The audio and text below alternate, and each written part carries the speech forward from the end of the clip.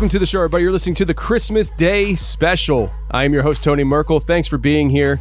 If you have an encounter or a story you'd like to share with me on the show, go ahead and shoot me an email. My email address is theconfessionals@theconfessionalspodcast.com. That's theconfessionals@theconfessionalspodcast.com. Or go to the website, theconfessionalspodcast.com, hit the contact section, and you can reach me that way as well. Either way works for me, just get a hold of me. If you want to hear more shows like this every week, on Thursdays, we release a member show to only members on the website. So if you want to hear more shows, double your shows every week, go to theconfessionalspodcast.com, hit the join button, and become a member today. And just because we're at the end of the year doesn't mean next year is going to be any less crazy. And I highly suggest you start preparing yourself and your family for emergency situations. And that's why we have preparewiththeconfessionals.com. That's preparewiththeconfessionals.com.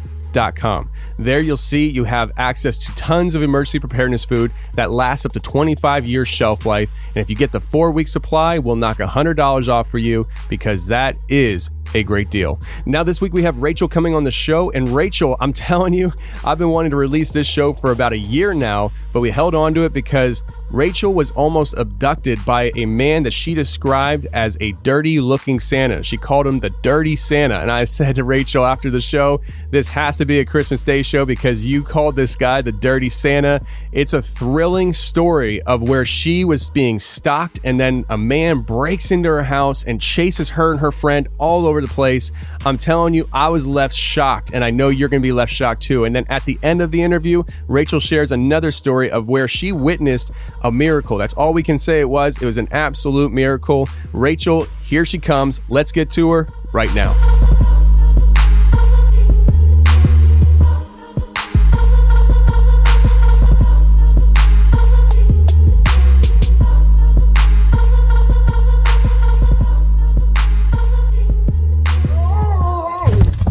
All right, today we got Rachyll on the show. Rachyll, how you doing? I'm doing great. How are you? Doing good.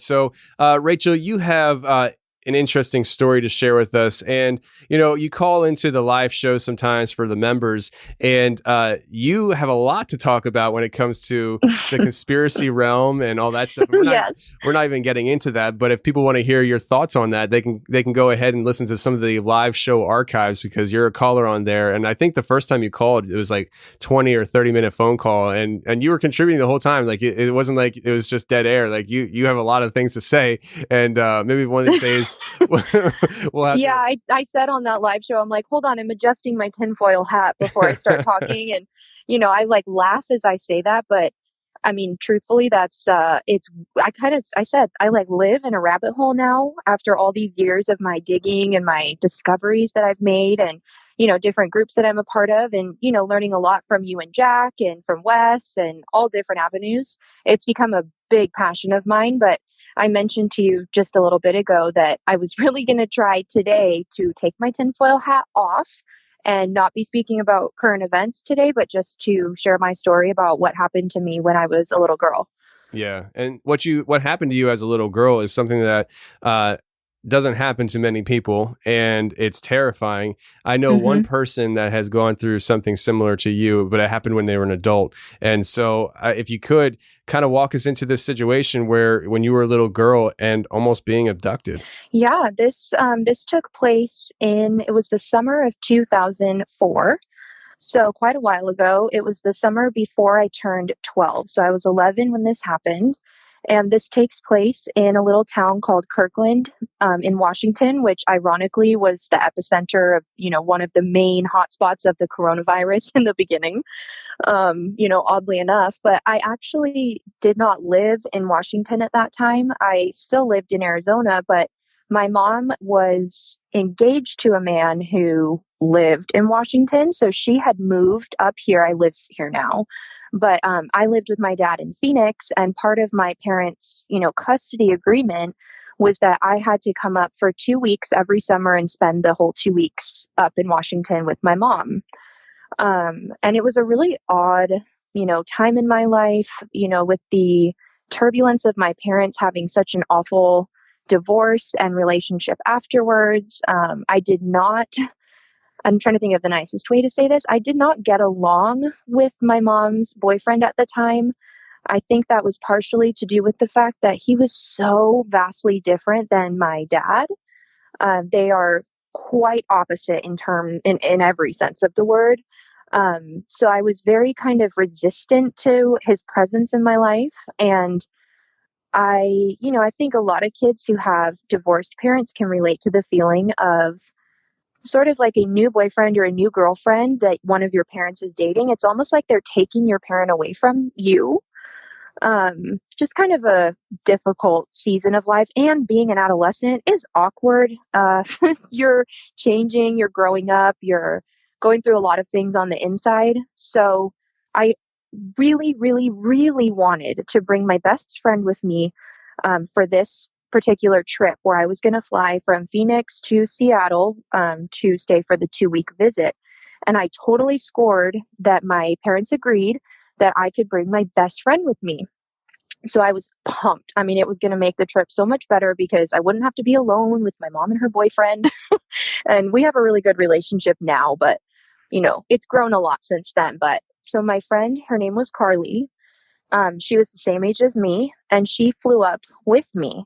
Now, during this time, my mom and her boyfriend at the time, they were engaged, and they spent a lot of time going to social events, lots of parties. It was kind of like they were always doing something, and it was like, an adult type of environment. So me being 11, a lot of times I would stay home at their house while they would go out at night.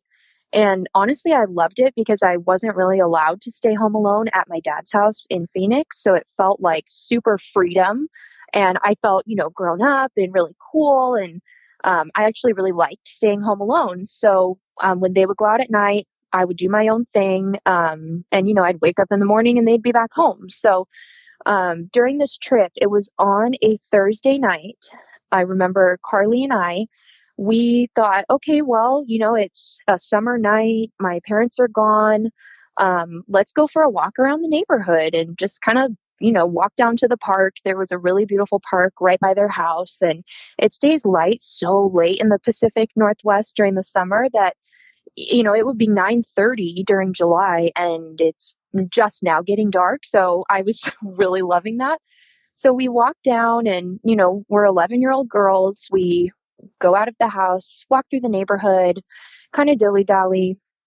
And we walk down to the bottom of this pretty steep hill that comes into a curved road that leads all the way around to the other side of the neighborhood. And right in the middle of this curved road, there's this really bizarre house. And I'm going to try to paint the picture of this house because it's still there to this day. And Tony, I can send you pictures of it. It's pretty odd.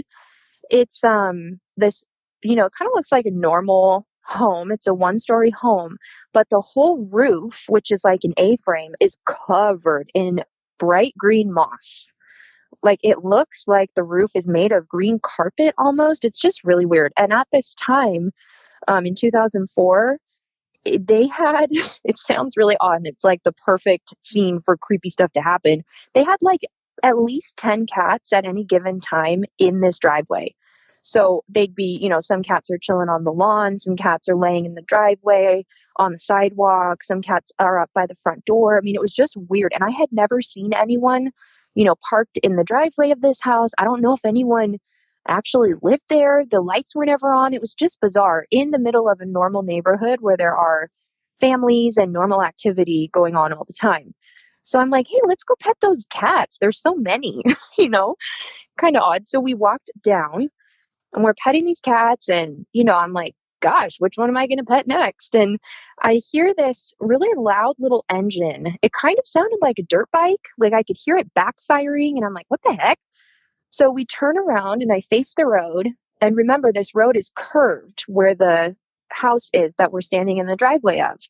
And this little white truck, it was a 2-door, like the tiniest truck you can imagine. It's a little Toyota. It says Toyota across the back in big black letters, tiny tires, super loud motor. It drives by and the windows are not tinted whatsoever. So I stop petting the cat. I stand up and turn around to see what kind of vehicle or what motorcycle is going to drive by. It's that white truck. And there is a man driving this truck that, I get like EBGB just even, I remember him so perfectly. He's sitting in the driver's seat, coasting on by, and he is looking straight at me, and I got the most uneasy.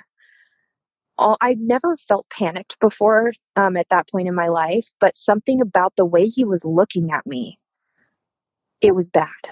And if I could describe him, he looked like a dirty Santa, which I'm sure that gives you an excellent mental image. But I mean, he had a really scruffy gray beard. He was wearing like an old dirty t-shirt, and he had the just pinnacle of creepiness, serial killer vibe, wire rimmed glasses that were like gold wire rims, big frames. He had really disheveled, kind of sparse white hair, and he just looked like he was not a happy guy. So I found it odd that the entire time he followed this curve in the road, he was locked eyes with me. Like even as his truck was passing me and coming around the curve to where you can't see where the road is leading anymore to another part of the neighborhood, his head was like backwards looking at me through the rear window of the truck. And I kind of felt frozen at that time when he was looking straight at me. And I told Carly, I'm like, okay, let's get out of here. Let's go home. Because she had seen what was going on and thought, oh, that's creepy. And there was still, like I said, plenty of light for me to be able to see him clearly. So we start walking back to the house instantly. And remember, we had walked down a pretty steep hill to get there. So we're starting to walk back, and I'm like, don't run. We don't need to run. Let's just walk back home, get out of here. That was weird. So as we are about to walk back, oh my gosh, we're like halfway up this hill. I hear that stupid little loud exhaust system again. And I'm like, oh no, oh no, oh no. So I glance back as we're walking up the hill, and here I see that little white truck again coming around the curve. And it's that man, the dirty Santa man. And he has another man in the car with him, in the truck with him. Oh my gosh. That I can see. Yeah. And I'm like, ew, ew, ew, ew. So I'm like, hey, okay, come on, let's go. Because I don't want them to see that I see him again. For some reason, I felt like I did not want to give myself away that I'm aware that they're back here. So as he's coming around the curve, I'm like, okay, walking, walking, walking. And I hear the turn of the gravel of him coming up the hill now. And I'm like, no, oh my gosh, no, no, no, no, no. So I say, run. And I am frantically looking around for someone in their front yard, an adult, someone else in a car. It's like everywhere I looked in the neighborhood, no one was outside, which is so irregular this time of year. There were always people out, people biking, people walking their dogs, people barbecuing, and there was just no one. Everywhere I looked, we were the only two people out on the street. So I'm like, oh my gosh. So we run and they pass us, and I'm thinking, okay, it's fine. Maybe maybe I'm being a little over dramatic and they live around here and I'm being mean by, feeling creeped out by an old guy. They pass us and they're a little bit ahead of us, and we're at the point where we're right across from my parents' house, and I need to walk through the bushes and get to the front door, but I don't want them knowing where we live.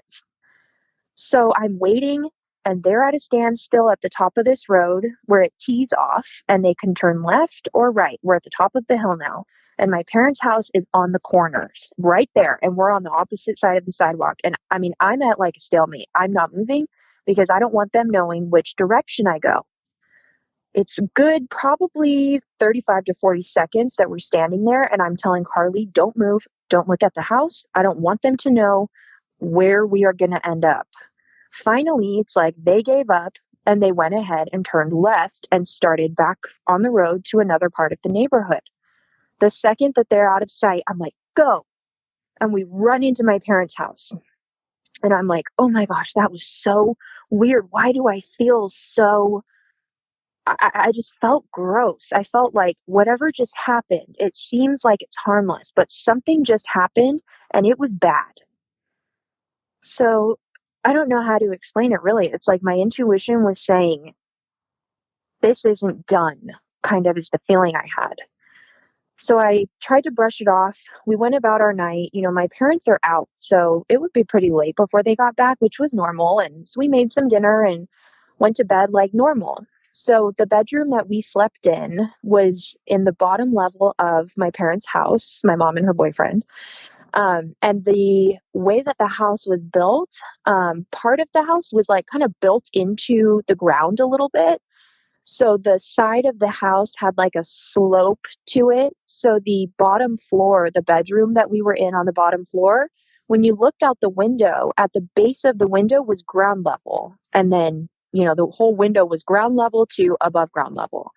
So we were sleeping down there and I woke up. It was 2:31. I'll never forget. I glanced over at the clock. I woke up in the middle of the night, 2:31. And I'm kind of like coming to and I'm like, something seems weird.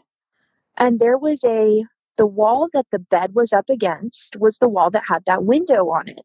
I'm like, what's going on? I feel weird. And as I open my eyes more, I realize there's a bright light coming through the window. So I sit up, I'm like, what's going on? I'm still kind of like trying to get my wits about me. And I look out that window, ugh, and there are headlights pointing directly in the window. Now, where the headlights would be coming from is the road where we were standing at that standoff, where I refused to move. They were like the truck was stopped right up ahead of us. I needed to go to the left to get in the house, but I didn't want them to know that that's where I was going. Well, now there's headlights pointing right from the point where I was standing and refused to move, and they're shining straight into the window of the bedroom where I am sleeping. And I'm like, oh my God. So I wake up Carly. I'm like, Carly, wake up, wake up, wake up. She wakes up. She's all confused. I'm like, we need to run upstairs and see what vehicle is putting the headlights through this window. And she's like, what? So I basically drag her upstairs. My parents are home at this point, but they're sleeping. Their bedroom door is closed. And I'm not about to go, wake them up. And, I just didn't want to I still felt like I was maybe making a bigger deal out of this and I was being paranoid. So I run into an upstairs room where I can see that road that this car is obviously parked perpendicular on, mind you, that's parked across this road, not like you would be driving on it. And I glance out the second floor window, and sure enough, it is that freaking white truck. And I'm like, oh my gosh, I'm starting to feel like maybe I'm spiraling. Am I seeing things? What is going on? I have never seen this truck before. I have never noticed it driving around. Who are these people? So between me leaving the upstairs room to run back down to look again out of the window to make sure I'm not actually seeing things, I'm walking out of the second floor, going to the staircase, and I hear the startup of that stupid little engine again. And I get back into the bedroom downstairs and I'm barely peeking my eyes up in the window and I see it reverse, turn so it's not perpendicular in the road anymore. Now it's correctly in the lane and it drives back down the hill. And I'm like, just beside myself because I am so freaked out. I don't know what this means. I feel like I can't talk to my mom about it because I don't want to be making waves with her and I. The way that our relationship was back then, I was desperate for, normalcy and peace and calm and some sort of kind of rhythm again. So I didn't want to say anything. So I sat up the rest of the night just wondering what the heck happened. I ended up falling back asleep sometime as the sun began to come up. And we kind of just went about our normal morning, Carly and I did, and we talked about it and we were like, that was just so, so bizarre. What was that? What happened? Why? How did they know that we came to this house? So that was on a Thursday and that was Thursday night. So now Friday, my parents were, getting ready to go out again late afternoon, early evening. And this is where the next character comes in, which was my friend Alex, who actually lived in Washington at this point. So my mom's fiance and Alex's dad knew each other because they were both in the dentistry world. And they kind of hooked us up as friends, being that we were both the same age and we both loved horses. And honestly, it was like a match made in heaven because she's still my best friend to this day. She was going to come over and have a sleepover with Carly and I. So I actually felt really good about it because now there were going to be 3 of us girls together instead of just Carly and I. So I'm like, okay, strength in numbers. This will be great. We'll have a great night. Those weirdos are gone, whatever. They're not going to come back. I had really pushed it out of my mind because I could not make sense of it. At that point, you would hear about kidnappings on the news and I knew that those things happened, but you always think, oh, it would never happen to me. I'm in a nice town. I'm in a beautiful neighborhood. I'm safe. I'm fine. I'm just paranoid. That's what it is. I'm just paranoid. So Alex comes over. My parents leave for another party or barbecue or whatever they were going to. And we decided, okay, let's make dinner. Let's put a pizza in the oven. And then let's get some candy. We loved scary movies. Let's get a pizza in the oven, pick out some candy, and we'll watch a scary movie downstairs in this kind of like little theater room that was set up that was just like the ultimate hangout spot. So we had our dinner and we kind of brought Alex up to speed about what had happened the previous evening and in the middle of the night. And she looked at me and was like, and we're sleeping here?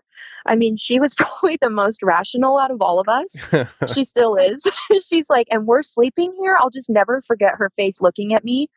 And I'm like, well, yeah, we're sleeping here. And, we all kind of laughed and I thought maybe it was a little exciting that this weird thing had happened. And, I felt like Nancy Drew sort of in a way. I don't know. I always wanted to be a detective, a spy, anything to do with like solving mysteries. I just loved it. So it was kind of up my alley, but I also was praying to God that whoever that was would never come back in my neighborhood again. So we finish our dinner.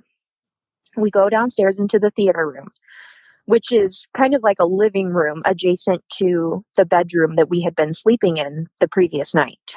Now, in this living room, it had 2 huge picture windows that look out at the backyard, all across one wall. Just huge windows. You can see the whole backyard. And at this time, the backyard was fenced by a white picket fence. So, the posts of the fence are pretty far apart from each other, and you can clearly see through them. I mean, it's probably 6 or 7 inches between each fence post, and they're not tall. They were like up to the top of my leg, and I was 11. So it's not a tall fence. It was more so just to show a divide, I guess. It's not like it was a privacy fence or a security fence. I could easily almost step over it at that point. So we're getting all of our blankets, got the bowl of popcorn, got our candy, picked a movie, we're getting it set up. And I'm like, hey, I'm going to let the dog out. So I open the back door, which this back door is an older door. And it's a regular door, but then like the top 1/3 of it is a window. And the window had like these old sketchy blinds on it, which were always closed for some reason. They were always closed. And I open the back door and I walk out to let the dog out. And as I'm walking out, I can see, guess what? A freaking white truck parked along the curbside right before the beginning of the fence. So like along the side of the house. So I couldn't see it from inside. Ugh. And I see this truck parked and I feel like, that feeling where it feels like your stomach just fell into your butt? Yeah. I felt that and I'm like, oh God. And I glance at it and I can see that it's clearly empty. The dirty Santa guy, he's not in the truck. And I'm like, oh my God. So I run back inside and I instantly close and lock the door. The dog follows me back in. The dog didn't even go to the bathroom. I slam the door and I lock it. The blinds on the window portion of the door, on the back door, are closed. Good. So I'm like, okay. I frantically run over and I'm closing the blinds that are on the 2 big picture windows because I don't know where this person is, but I don't want them to know where I am. And I'm like, oh my God, the truck is there. The truck is there. And I'm trying to tell my friends, but they're like, where? I'm like, don't go up to the windows. Do not go outside. The truck is empty and it is parked along the house. I'm trying to explain it to them, but I'm so panicked that I feel like I can't even accurately explain to them what is going on. And I don't know what my plan was.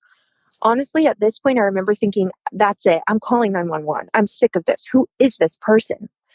And I finally get both sets of blinds on the big picture windows closed. And I'm like, you guys, come here. And I'm trying to like huddle sort of, because I'm thinking, what if they're listening? What if they're, I didn't want to be yelling to my friends in case somehow this person could hear what I was going to say. So I'm like, come here, come here. And they both come over to me, and we're standing in the theater room. All the blinds are closed. No one can see in, but it is still, of course, light out at this point. It's not late at night. The sun is finally starting to go down. So I'm in a little huddle with them, and I'm telling them, okay, we're going to call 911. I don't know where this person is. We need to go hide somewhere, not down here. I just did not want to be down there. And all of a sudden, I hear, and I flip around my head, and someone is trying to shove the back door open. And it is so loud and so abrupt and so forceful. Like you could see the whole door shaking. The handle is like jolting and jiggling, and they're just thud. And you can see the shadow outline of like a head, neck, and shoulders through the blinds that are covering the window on that janky old back door, because it's still light enough out to see a shadow.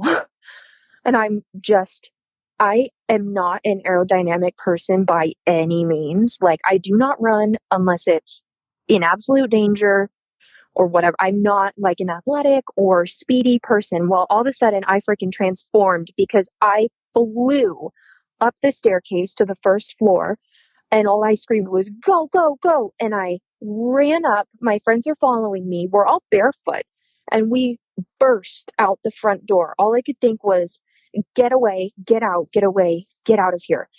We run out the front door. Alex was in the back, Carly's in the middle, I'm in the front. And I hear her slam the front door as all three of us get through it. And we are running through the neighborhood. As we get out of my parents' front yard, I hear that stupid, haunting, awful sound of that truck starting.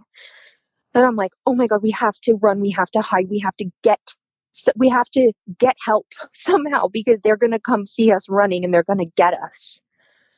And I run, and we are banging on a neighbor's door. Nobody's answering. So we would run around the side of their house and hide at the back of this person's house. We'd hear the truck drive by, pass us a little bit. We'd run back out, run to the next house, pound on the door. I mean, no one was answering their door. No one was home. We are three barefoot 11 and 12-year-old girls crying hysterically.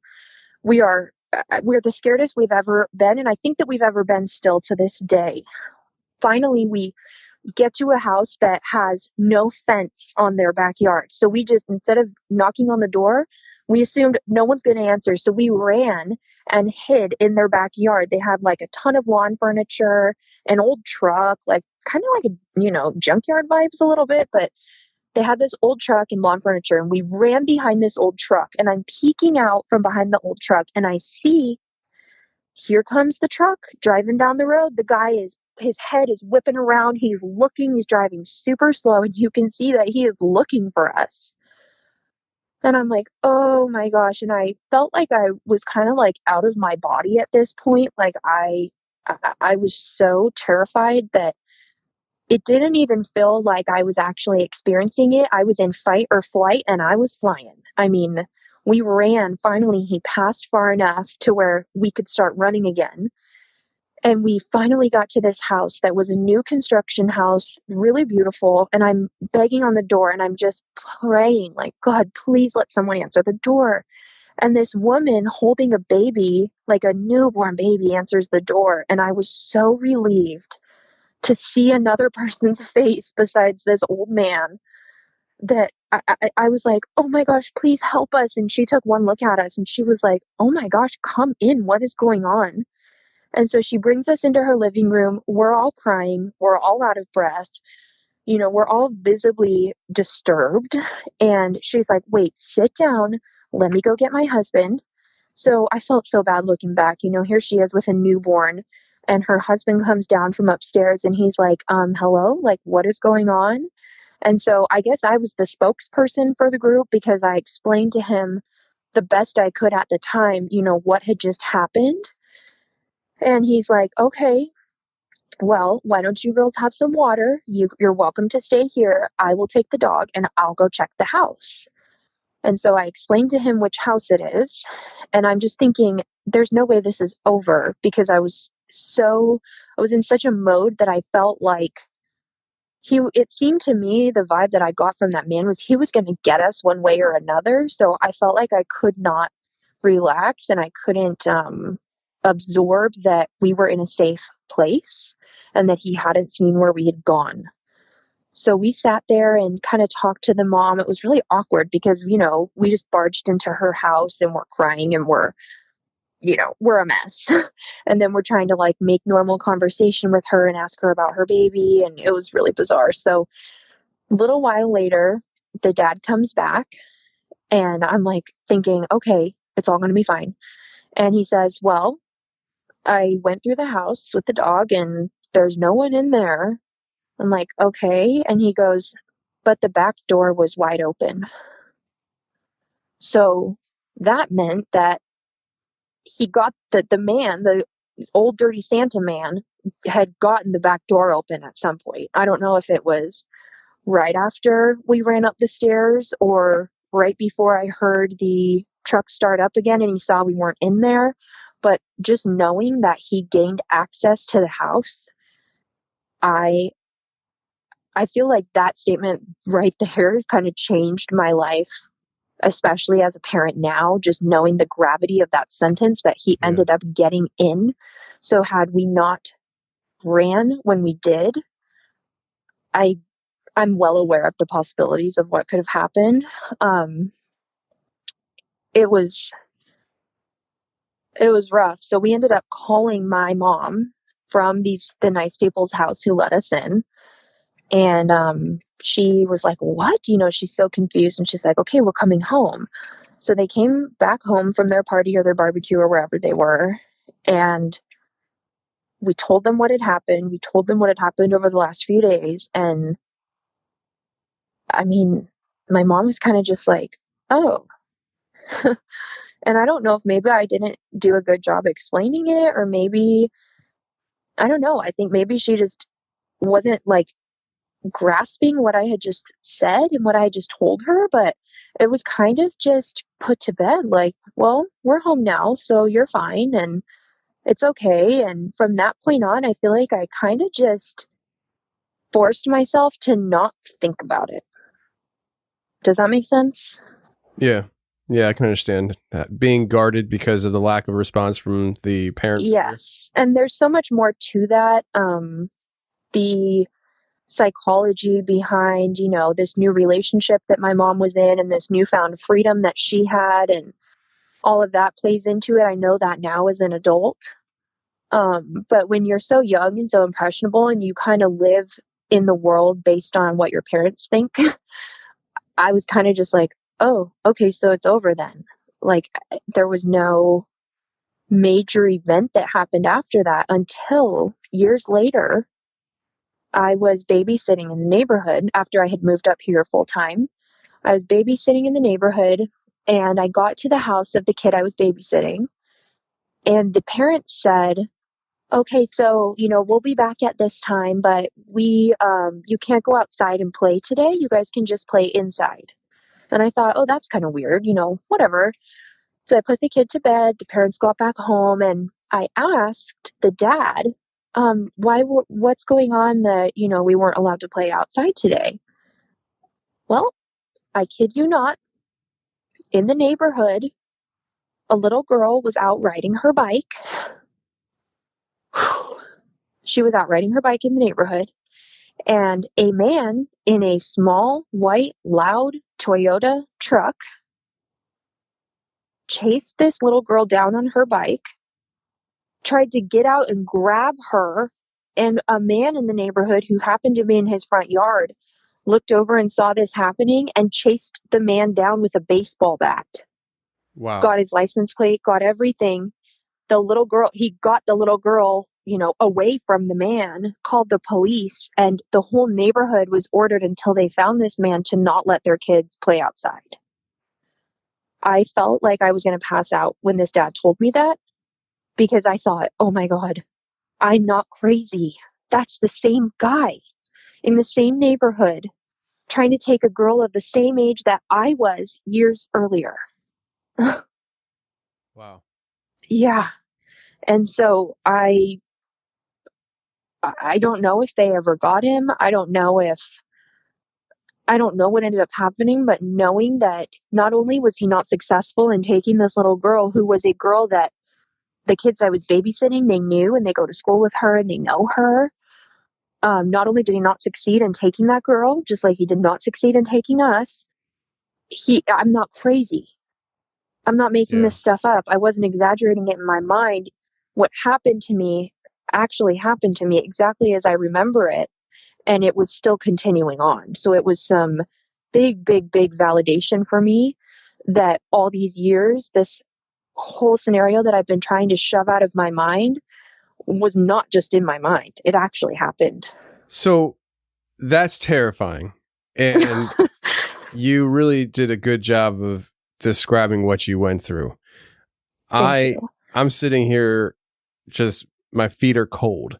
Because same. I'm like out of breath because I'm so like reliving it just makes me, I mean, there's a whole slew of horrible things that could have happened had I not had the presence of mind as an 11-year-old girl to do the things we did. And that really scares me. Yeah. And that's the thing that you think about, like, so what could have happened? Was there in this area kids known for going missing? Do you know of? No, not that I know of. Not anywhere nearby. I mean, I wasn't really like, I guess, skilled in using the internet back then. I didn't really know that there were probably archives and things that I could access, or newspapers, especially since I didn't live here. I wasn't super familiar, but there were never like news reports. My parents used to watch the news all the time. I never heard anything about a missing kid. It wasn't something that was in the forefront of my mind, at least that I was aware of. So the girl that almost got abducted and the guy chases the Santa Claus guy away, does she fit the same profile as you, or does she look totally different? So from what I ended up finding out later, so I was 11 when it happened, and Carly was also 11. Alex she had just turned 12. So, and all three of us look very different. So I don't know if he was after a particular look, but then the little girl who had the other attempted abduction, she was friends with the children that I had been babysitting. The following times that I babysat them again, I said, hey, your friend, and I ended up somehow, we found their yearbooks and they were able to show me her picture, and we were talking about their friends in school, and they showed me the girl's picture in the yearbook, and she looked nothing like me or Alex or Carly. So I think that he might have just been pouncing on whatever he could. Wow. It makes you wonder, though, because this is like a significant period of time from the time that it happened to you to the time that this happened to the girl. He had to have tried it before. And it makes you wonder, has he been successful before? Oh, gosh, I've thought about it, Tony, and I pray that he has not been, but statistically, I mean, why would he still be trying all these years later if he had never been successful at any point between trying it with us and then trying it with this girl? Yeah, especially with the idea of how far he went with you. I mean, he sees you, he targets you. Like, clearly, the very first time he saw you, you became a target. Stalk you over multiple days, to the point that they're willing to break into the house, which means they knew where you lived and they knew your parents weren't home, and they're willing to go to that distance. That takes some cojones, which means this wasn't their first rodeo. And it's very unnerving to think about, who's all involved here. I mean, because you said there was two guys in the vehicle at one time, and Yep. so were there two guys that night when they broke into the house, or was it just one guy? And it's I know. scary. It's a lot of questions, and I don't know, it's like the more I think about it, the more questions I have instead of answers, because the man that he picked up with him, I could see that he was younger. That very first time when we were walking back home after him driving past us, the man he picked up was obviously younger than him. But it would make sense to me that there were two of them that night, because the truck was empty and it's parked by our house right after we closed the blinds. It was less than a minute after I had gotten back inside that somebody was trying to bust the door open. But then I'm also like, well, then where was the second guy? Because we ran out the front door and there was nobody up there. Obviously, he was on the bottom floor and he ended up getting in. So were there two of them trying to get in on the bottom floor and they didn't think to cover the top? I mean, I don't know. Well, judging by the type of vehicle they were driving, they probably weren't the most sophisticated type, So Yeah, that's fair. And I mean, he really, like, Dirty Santa is just the best way I can describe him. But he wasn't super heavy set, but his overall look was very Santa-esque, which is also that's a whole other rabbit hole. But yeah, that was, and it's just something that it didn't fully sink in, like what I may have avoided and the meaning of everything that happened over those few days until I became a mother. And I've thought about it. I've exhausted the amount of times and ways I can think about what happened when it comes to applying what I learned and what I did to my own children, and things that I will not allow them to do that, may have contributed to my vulnerability, like being 11 years old and being home alone all the time, and leaving the house by myself and walking around. I mean, yes, I had my friend Carly with me, but what could we do to defend ourselves? We were 11-year-old girls, Yeah. We were just kind of wide open for the taking, literally, apparently. Yeah, and that's the thing. I think education is a huge part of this, and making your kids aware of the fact that there are bad people in the world that want to hurt little kids. And it's just truth. And you're not trying to scare the kid to be scared to leave the house, but the kids need to be aware that this is a real thing, and not on just a very every once in a while kind of thing. I mean, in the United States alone, there's at least 400,000 kids that go missing every year. Like, that's a big problem. And it's a problem that our children need to be aware of as they start venturing out of the house and having lives and playing with neighborhood kids and things like that. When I was a kid growing up, I lived out in the middle of nowhere at a huge trailer park. I still was made aware of those possibilities because we came from a bigger city.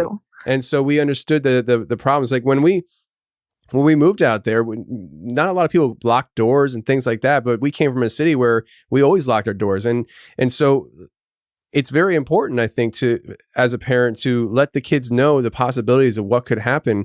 And I also think that you have to kind of toe the line where you don't want to overprotect the kid, where the kid just isn't allowed to do anything either, Yes. Yeah. And you know what? I have to tell you, I told you that my mom's boyfriend was the exact opposite of my dad. So to give you a little bit of an idea, and I do have to credit my dad with possibly giving me tools and awareness that very well could have saved my life that day. When I wanted to go do something with my friends or go to the movies or, go to a sleepover, my dad's rule was if I wanted to go do these things, I had to sit with him and watch an episode of the first 48 with him, that like murder solving show, abduction solving show. And then I had to watch the whole thing with him, and I had to tell him what I learned and how the victim could have prevented what happened to them. And then I could go to the sleepover or go to the movies. And I'm not going to lie, when all this was happening, the things that I had discussed with my dad about ways that someone could have maybe gotten away or maybe had a better chance of not being taken or not being killed, those things were flashing through my mind at light speed when I was deciding how the hell to get out of there.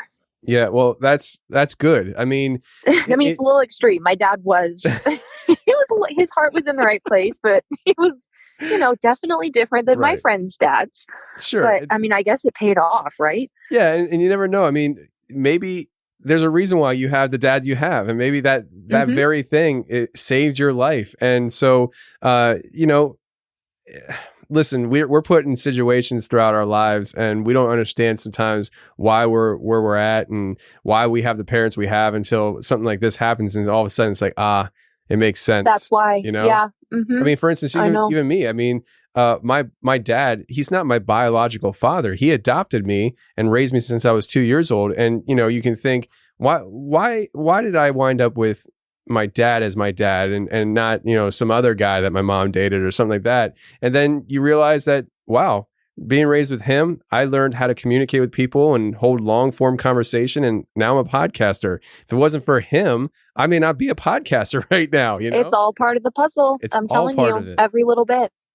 Exactly. And so I'm glad your dad prepared you in that sense. And, it's, man, your story is captivating. The way you tell the story, I was sitting on the edge of my seat. And Thank you. I feel like it's been so long that I've actually gone from the beginning to the end with it that I'm like, wow, can I even do a good job of recounting from, that first night and everything that happened all the way through? But I mean, I get now what people say when they're telling you their stories about things that have happened to them. It feels like you're back there. I can It really, imagine. I mean, it feels like I mean, yes, I'm sitting in my car right now, but I felt like my body was back in those situations. Like I felt like my heart was pounding. I felt like I just wanted to run. Like I mentioned, Yeah. I'm not a person that runs like for pleasure. No. So I mean, it's I guess it's kind of healing in a way to go through it all and get it out and to kind of give the full spectrum of what happened instead of how I usually think of it is in bits and pieces, and it feels confusing in my own mind. I can imagine. I can imagine that. And, it's one of those things where when you're in a situation where you have the opportunity to truly just get it all out all in one shot, in detail, I can imagine it's therapeutic. I mean, I've never been through anything like you've been through, but I can imagine, recalling the story could really be helpful just to kind of get it off your chest.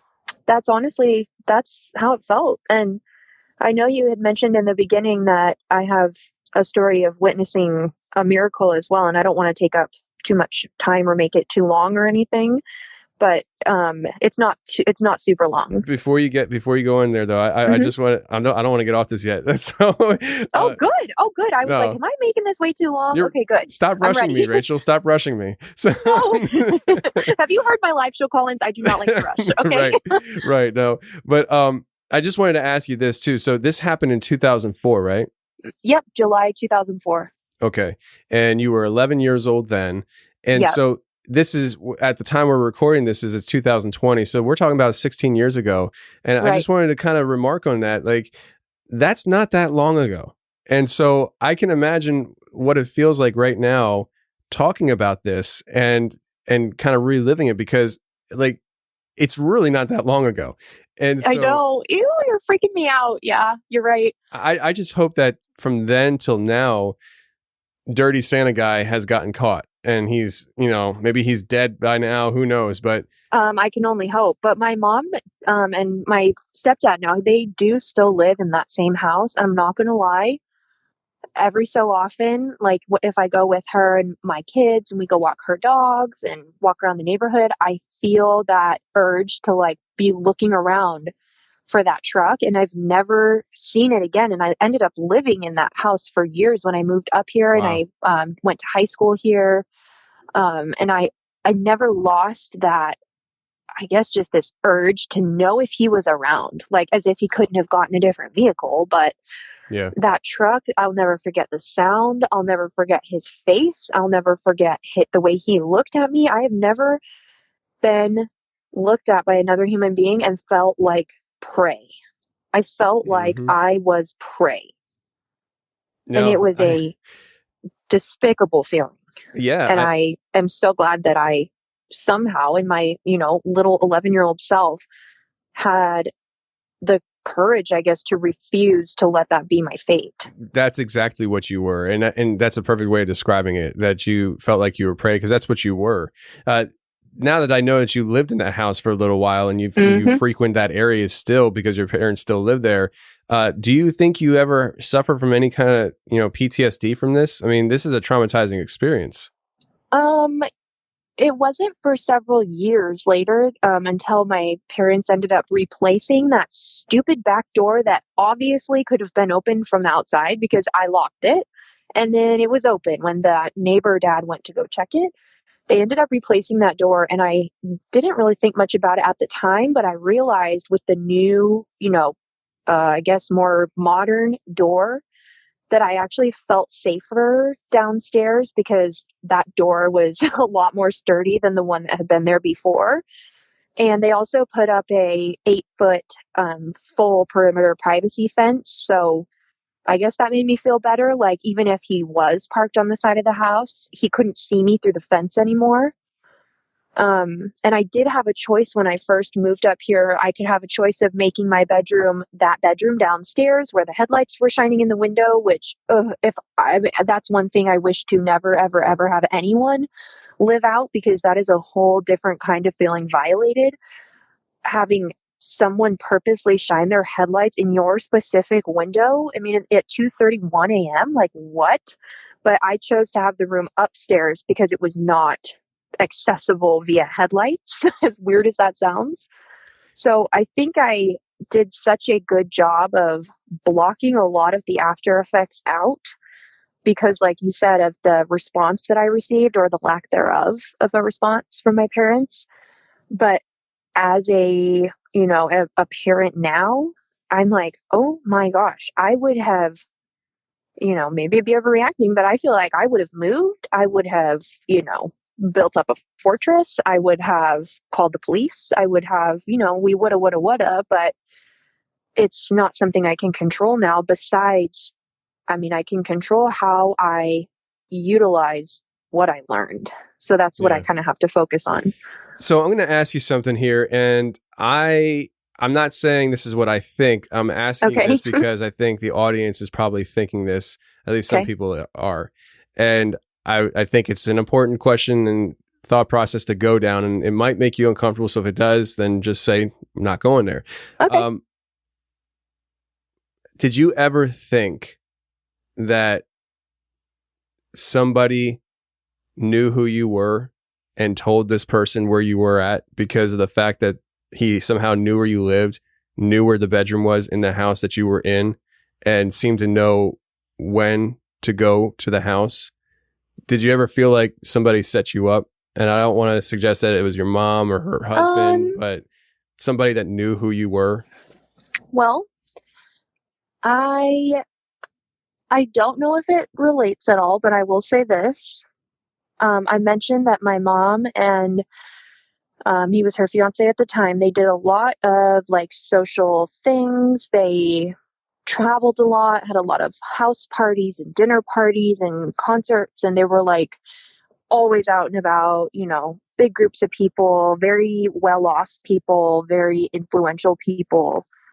And there were several times where the parties would be held at their house, and I was there, and I was younger than 11. So I would be there, and I will say that even in my young years, when you meet someone, like kids and dogs get a really good read off of people. And there were some particular people that I met that got really yucky, bad vibes from. So I can't rule out that perhaps among this large group of, I mean, they weren't really like all friends. I would say they were all more of acquaintances. But I can't rule out that in that group of people they were around often, that there were some people there who were into things that we know exist today, like human trafficking, child trafficking, pedophilia. I can't rule that out. I really can't. But I hope that's not the case. I hope that this guy just happened to drive past my friend and I in that neighborhood and thought, hey, here's an opportunity. I hope that's what the case was, but I cannot disregard that there's a possibility that he may have known someone who knew my parents, who had met me, who knew I lived there, who knew I was visiting at that time, who knew that my parents were out a lot. Yeah, that's a whole lot of, dominoes to fall in place there. And to be honest with you, the fact that this guy years later did the same thing with another girl probably lends to the credibility of the fact that this guy is just probably acting alone and preying on neighborhood kids. He probably was from the neighborhood, from somewhere in the neighborhood that he was, a returning offender there, or within a neighboring community where he knew there was kids not too far away. And it's very unnerving. It's very unnerving. Which is disturbing on its own. I mean, oh yeah. And, obviously he's not the only person like that in anyone's town, in anyone's city, in anyone's state. A lot of people who are offenders, unfortunately, are people that you trust with your children and your safety on a daily basis. Yeah. So for some creepy, dirty Santa guy to be the creep, I mean, that's not so surprising, but you also cannot tell by looking at someone whether they would hurt you or not. Absolutely. I wanted to ask you, because I know a little bit about you from you calling into the show and stuff. Does this experience from your childhood motivate you in your research and learning about the ruling class elite and the pedophilia involved with the satanic ritual abuse? Because I know you do a lot of research on this stuff. And do you think that might have something to do with it, that you're kind of affected from your childhood where, who knows what that guy was? I mean, he might have been just some sick perv acting alone, or maybe he was part of a bigger organization. Do you ever think about that? Yeah, I've definitely thought about it.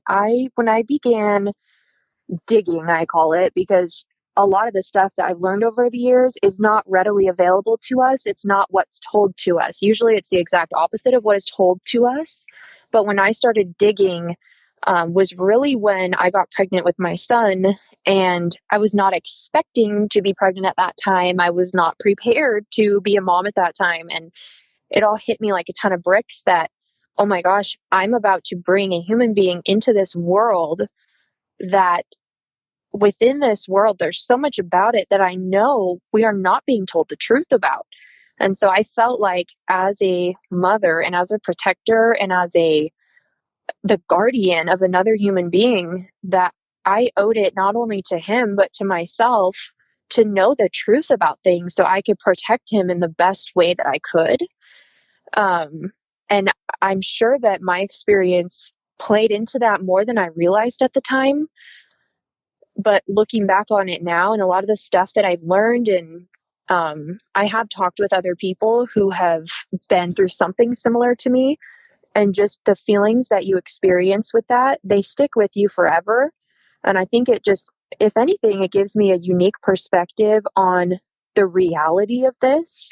Because like I said in the beginning, it's like, you never think that this would happen to you. And there's no reason why it should happen particularly to you listening, but there's also no reason it can't happen particularly to you. So when I began all of this, I went hard and fast because I was about to be a mom. And I felt like I needed to arm myself with knowledge above all else about the world that my children are going to be living in. Yeah. And I totally understand that motivation. And if I went through what you went through, I'd be going down the same road. And, I just in conversation with you outside of this episode, when you call in and stuff, I know you do know your stuff and you do look into all this stuff. And I think it's important for people like you to look into this stuff because, to be honest with you, people like you are some of the most important people we have in this community of seeking truth, because people like me, we're very limited as to how deep we can get in one shot on things because we're so busy. Like I'm so busy with trying to keep a show running that I try to understand as much stuff as I can at one time. But people like you who have the time to really dig, you're invaluable as far as an information hotspot for people like me to hear from. And so thank you. I would say thank you very much for doing that. And thank you for, dedicating your time to that. And Thank you. don't ever sell yourself short and think that, I'm just a stay-at-home mom looking into stuff. Let me put my tinfoil hat on and see, what friends I can make today. Right. You're very valuable. And with what you do and stuff, because I remember the first time I talked to you on the phone on one of those live call-in shows, you were saying things on there that I was surprised that somebody else had a clue on, but also you were saying things in there that I was learning from. And so that's what I'm saying. Like, we're all in this together. We're all in this together. And just because I have the podcast doesn't mean I know everything. I learned so much from the listeners. So much. I learned so much from the people that come on here too. I mean, I take something from, it's fair to say everyone that I've heard on your show, on a live show, a call in, an episode, the members, I learned from all of them. And I think that's the beauty of this. And I've said for a long time, you know what? Maybe I'm wrong about everything that I think is the truth of what's going on in our world. Honestly, I kind of hope I am wrong, because it is a dark, twisted, corrupt, disgusting road of truth, the things that I believe to be true. I hope I'm wrong, because that would be great not to have these things be reality, but I don't think I am. Yeah, I mean, that's the thing. I mean, there are things that we deal with that we actually hope we're wrong. Like, some of the things all the time. Some of the ideas that I float out there on the show and that I talk about, I hope to God I'm wrong. And I'm made to look like a fool one day, which I gladly accept. Same. Oh, same. I'm like, please, I hope to God and I pray that I am wrong. I mean, sincerely, there's a lot of things that I know, and it's not even that I think them anymore. It's that I know what's going on. I know that these things are happening worldwide as we're speaking right now, as I'm telling my story about what almost happened to me and what was tried to be put upon me.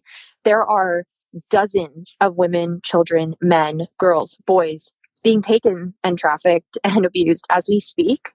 So for me to hold it in and to never share this and to not bring it to light, that does a disservice to anyone who may listen to this and have it in mind the next time they get a bad feeling about something or about someone, or they are thinking about allowing their children to go into the world in a certain way. Maybe it will give one of them a little light bulb, like, hey, hold on, let me think about this and do something that can protect you or your kids. I mean, it's all really, I feel like everything we do as parents is for our kids, because when we're gone, they're still living in this world. Yes. And that's one of the big, that's scary. 100%. That's one of the biggest motivating factors I have anymore for seeking truth and exposing evil in this world, is that one day I'm gone, but my son is going to have to live here. And whatever the baby's going to be when the baby's born is going to have to live here. And then their children and my great grandchildren are going to have to live in this. And if I don't step up and say something now, will they be affected generations? Yes. We have been afforded the opportunity to inherit freedom. That's what we did. Yes. We inherited freedom. And now we're facing a point in time on the timeline where we might need to step up like our ancestors did and fight for our freedom for future generations that won't even know who we are. Our lineage, 2-3 generations from now, who don't even know who Rachyll and Tony are, they're benefiting from our decisions. And that's what we need to think about in today's world, because today's world is effed up. And we need, I'm ready, willing, and able to protect not just one right, but all of my rights and the rights of my children, regardless of the cost, regardless of the benefit to me, whatever, which is slim to none. But I just refuse to have my children grow up being lied to, being manipulated, being read a predetermined narrative that is ingrained and programmed into them from the youngest age possible. I am not giving into it. Yeah. I have not yet, and I will not. So whatever I have to do as far as my own, I guess, quest to discover all the truth, I'll do it. I will do it. I absolutely agree with you. I couldn't have said it any better. The love of a parent is something that nobody understands until you're a parent yourself. And you didn't, I didn't, No, and I was not prepared for it, but you get prepared real quick. I mean, I was always that guy that went to my friend's house who had kids. And because, me and my wife, we got married young, but we waited over 10 years to have our first kid. Wow. And so other friends, they got married after us and they started having kids right away. I'd go over to their house and I'd play with you're the kids. Like, yikes. Yeah, well, no, I was like Uncle Tony that would come over, and I was the fun guy that always came over and hung out and stuff. Oh, Oh, yes, I, yes. I love the kids and everything. And I was like, oh, I can't wait to have kids one day, this, that, and the other. But once I actually had a kid and understood the gravity of the love you have for this human being that's indescribable, all of a sudden you'll do anything for that person. And like you say things like that when you're dating somebody and you're in love, you're like, oh, I'll do anything for them. You have no idea what that means until you actually have a kid and you say, I'll do anything for them. Like you truly, truly, truly will do anything for them. So, Rachyll, I know we're getting a little sidetracked here. I want to bring it back though. Yeah. You said to me earlier that you had what you believe you witnessed a miracle right in front of your face. That's all I know, but I'm very interested to hear about it because anytime somebody says they've seen a miracle, I'm always excited to hear about it. Well, I feel like in the current day and age, we can all use all the good news we can get. So I don't ever want people to forget about, a lot of times, like, especially in the past few weeks, things seem hopeless. We feel out of control. We feel, you know, not great, but we cannot forget that Jesus Christ, his power is absolutely limitless, and there is literally nothing that he cannot do. So I witnessed a miracle happen right in front of my face, and I will never, ever, ever forget it. And I actually think about it often, and it just reminds me that nothing is impossible. Um, I don't believe things happen by chance. I don't believe in coincidence. I don't believe in happenstance. I believe that there is so much that is higher than us that orchestrates a lot more than we pick up on. So I was driving home pretty late at night. Let me think. My son was just a baby, and this was fall of 2016. And I was driving home pretty late. At the time, we lived out in the forest. So there were a couple different roads I could take to get home. One was a pretty busy-ish 2-lane highway, but it was really dark and really late. And I just felt like, what if there's like a drunk driver on the highway? There's only 2 lanes. I don't know. I just felt like I needed to take this alternate route, which ran pretty parallel to the highway, but it was more of a neighborhood road. So I decided to take the more neighborhood road instead because it was a slower speed limit. I figured there would probably be less crazies out on it. I don't know. So that was the road I took. And my husband was not too far behind me. We were both heading home. So I'm driving, and the road is really windy. It's super dark. It was kind of stormy. There was some rain and lots of wind. And I'm coming up on something that I see in my headlights. I'm like, what the heck is that? And it was quite a ways up. But I'm like trying to tell, what am I seeing? Something is weird. And as I get a little closer, and mind you, I'm not going very fast, maybe going 40, I'm like, oh my God, that's a giant tree, like fully across the road. I was like, oh my goodness, what? So I'm like kind of in the forest. There's not a lot of houses. Luckily it didn't hit a power line or anything, but I was just kind of shocked that this gigantic tree is laying completely across the road. And this tree was so big that, I'm a pretty tall person. I'm 5'9", but if I walked up to this tree, which I ended up doing, I couldn't just step over it. I would have had to hoist myself up, get a leg over, and, climb down the other side. It was a big tree.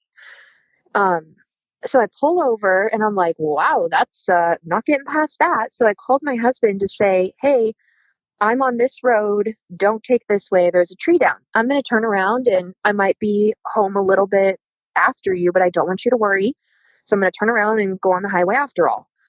So he's like, okay, whatever. And he's like, well, I'm already on the highway anyway. I didn't take that way. So I'm getting, my bearings about me, and I'm checking on my son. He's sleeping in his car seat in the back seat. And I'm I was pulled over on the side of the road, facing the direction I had been driving. I had not turned around yet. So as I'm readjusting myself, putting my phone down, getting ready to turn around, I see headlights coming the same direction that I was traveling in. And I'm like, oh, okay, well, that's fine. This person obviously is going to see not only that I'm pulled over, but there's a giant tree down across the whole road. So I'm sitting there waiting for them to stop and turn around so then I can stop and turn around. Well, to my horror, I realized that this person is not slowing down. In fact, they are going what appeared to be much faster than what I had been going. Oh my goodness. And I'm sitting there maybe maybe 15 feet back from the tree where it was actually down on the ground. And I'm like, no, no, no, no. And this person, I don't know what they were doing. Oh my gosh, Tony, they drove through the tree. And I was like, holy beep. I mean, I'm like, oh my gosh, it was so loud and such a horrible sound. I mean, I called 911 right away and I'm like, oh my gosh, I'm on this road. There's a down tree and this person just drove through it. I mean, there was stuff flying everywhere, metal tree all at once. Boom, this person drove through the tree. And they're like, well, can you see the vehicle? And I'm like, well, no, I'm in my car, but they're like, can you please tell us if you can see the vehicle? Oh my gosh. So I get out of the car and I like am looking past the tree trying to see what the heck happened. And now the tree is no longer one solid tree. There's like a whole big chunk missing where this car drove through it. And I see the vehicle it looks like a little old crumpled up tin can of some sort. Like it is not even recognizable that it was a vehicle, besides the fact that you can see a tire on it and it is smoking. And I'm thinking, oh my gosh, this thing's going to blow. I'm too close. I was freaking out. And they're like, well, do you see a driver? I'm like, no. Whoever was in that car, they are not alive anymore. I'm like, I'm not walking up to it. I don't want to see a dead person. I was so scared. And as I'm on the phone with the 911, remember the car's smoking. And not from the vehicle, but from like, I don't know, several feet to the side of it, emerging, I see what I think is a pedestrian who just happened to be out walking this windy, foresty road at night in a storm. I'm like, what is going on? And I'm like, hello? And a young man is walking towards me. I'm like, hello? And I'm all freaked out. And I'm also thinking, well, good thing I'm on the phone with 911 in case this guy's a psycho. And I'm like, sir? And he's like, looks kind of out of it. And he's like, can I use your phone? And I'm like, why? He's like, that's my car. I'm like, what? Wow. I'm like, hold on, what's your car? I'm thinking that there's a car parked up ahead and he just saw this happen or something. He's like, that is my car. And I'm like, no, it's not. What? No, it's not. He did not have a mark on him. I'm like, how did you get out of the car? He's like, I don't know, but I just drove that car off the lot tonight. I need to call my mom. And I was like, Jeez. oh my gosh. Sure. Yeah, come on. I'm like, well, come get in the car in case your car blows. Let's go get in my car. I'm like, my baby's sleeping in the car. We need to get in there. I'm like, what is going on? So sure enough, he tells me, he like calls his mom. He's a little shaky, but he's like, yeah, no, I'm in some lady's car. I'm thinking, I'm not some lady. I'm only 23 sitting there at that time. I'm like, some lady? Is it because I have a How kid dare now? you Like, age what? me? Yeah, well, I'm like, some lady. That's what I would say, about like a lady, an older lady. But so he called his mom, and his mom is like, what? What happened? And he's like, Mom, I'll call you later. The fire department is coming or the ambulance is coming. So sure enough, I talked to him. He was driving this car that he just purchased home. And he was, guess what? Texting, didn't notice that there was a giant tree in the middle of the road and drove straight through it. And next thing he knew, not only was he out of his car, he was on his feet already walking toward me. Wow. I was sitting in my car with him in the passenger seat, all the lights on, and I'm looking him over like, okay, either I'm hallucinating and this is not a real person, there's no one there, or this guy did not just come out of that car and he's lying to me and he's a pedestrian or a psycho, or there was just a miracle and he's unscathed. I mean, not even a mark on him. So sure enough, the ambulance comes. I'm like, oh, he's over here. They come and get him out of my car. He's walking. He's fine. They're like, oh, can we get you anything? He's like, can I have some water? That's all he wanted was some water. They verified that he did just purchase that car and that was his car, Tony. And his car was almost non-existent at this point. It was like a bunch of jumbled, bent, crooked, squished parts. Still smoking, by the way. Very sketch. And he was fine. Wow. And I wish that I would have gotten his number or his name or something so I could have followed up with him. But I know what I witnessed that night.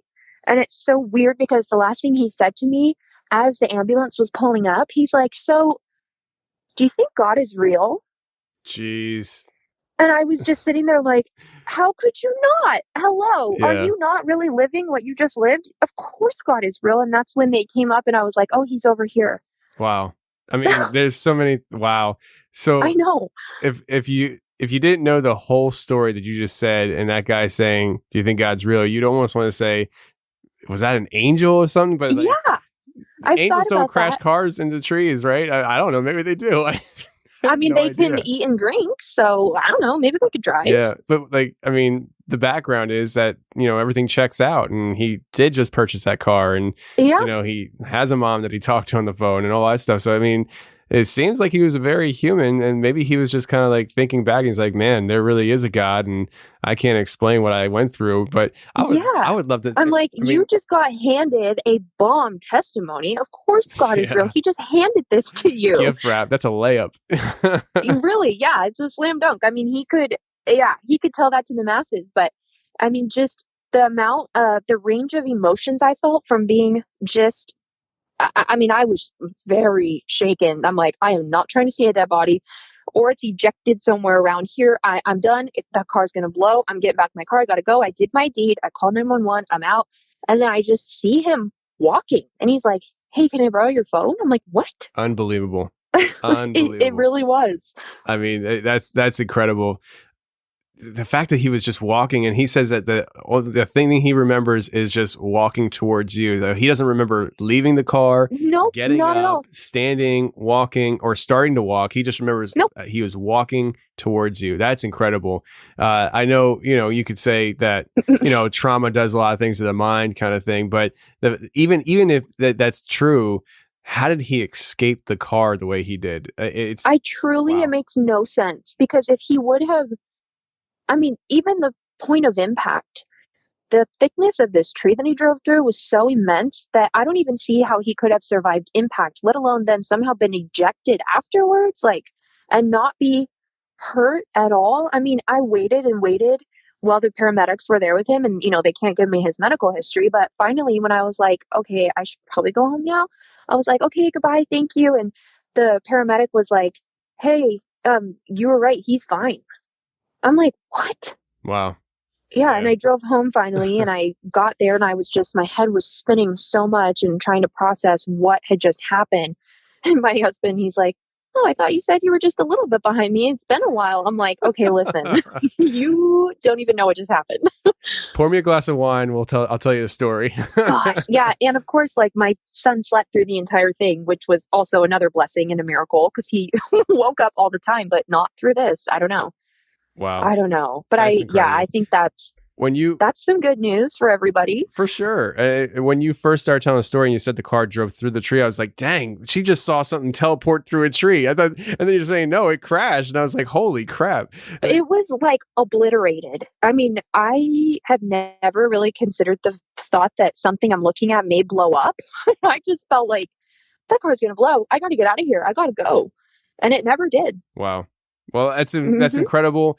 It's a great story, and I'm really glad you shared it. And I'm really glad I made time for you to share that story because I think that's a really fun, interesting, and positive story to kind of wrap the show up with. Considering what you started us off with, the dreck that you started us off with. So. Yeah, sorry everybody about that. No, listen, this was a great time talking to you. It was a great story you shared here on the end. And obviously it's an unfortunate situation you went through with the first story, but I'm glad you made it through. And I really hope that creep was caught or, drove his car off a cliff or something like that, So. Yeah, really any ending that I could handpick would be fit for him. So no more Dirty Santa that I know of. Yeah. Well, Rachyll, I appreciate you coming on the show and sharing these stories. Yeah, thank you so much for having me on. I always look so forward to Tuesdays, of course, and Thursdays because I'm a member. So you're probably my 2 favorite days of the week. Well, that's the show, everybody. I really hope you enjoyed it. And if you did enjoy it, please share the show with your friends. I don't care where you share the show or how you share the show. Just share the show with your friends because that's the best thing you can do to help this show grow. beyond anything else if you just shared the show. If every single one of you that are listening to this show shared it, it would help immensely. So please go ahead and do that. And until next week, friends, next Tuesday, we're back on a normal schedule. Stay safe, take care, and remember, the truth will set you free, but first it'll piss you off. Merry Christmas, everybody.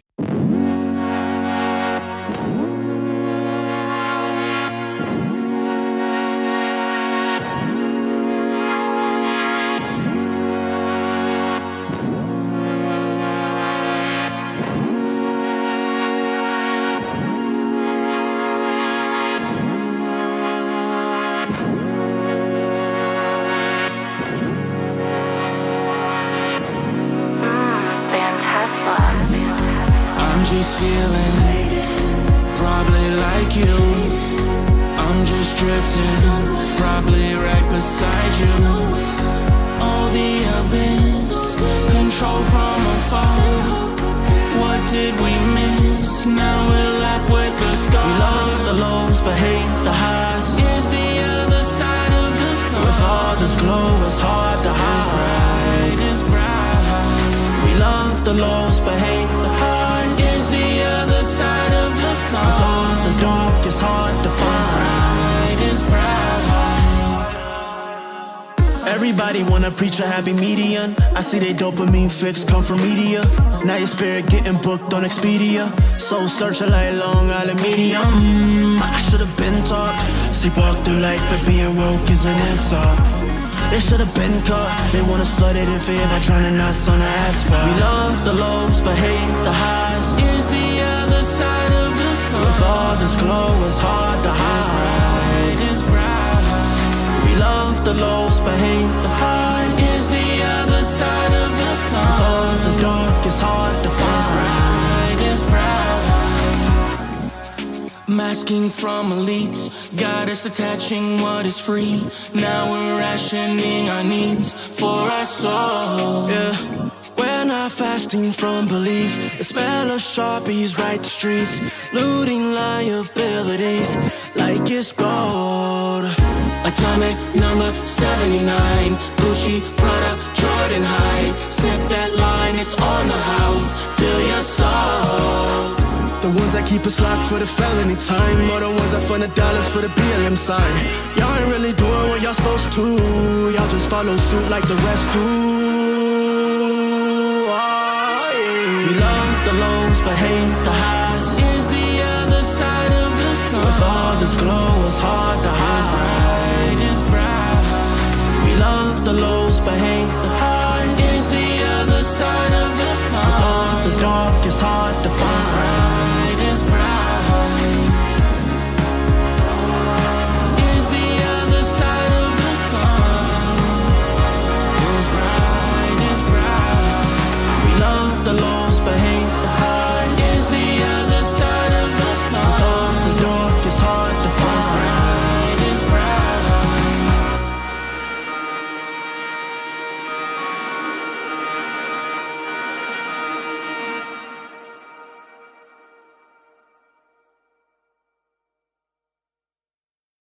Hey, thanks for watching the Confessionals on YouTube. If you like what you heard, hit the subscribe button, hit the share button, and hit the like button. That would be a great help to me. And if you want more of the Confessionals on a weekly basis, every Thursday I come out with a special show just for members on my website. So if you want to check that out, go to theconfessionalspodcast.com, hit the join button, and become a member today. And every Thursday, you'll get a new show, and you can binge on previous shows, which there's almost 100 of them. So if you love the show, go ahead and check it out. But thank you very much for being here on YouTube and checking out the channel.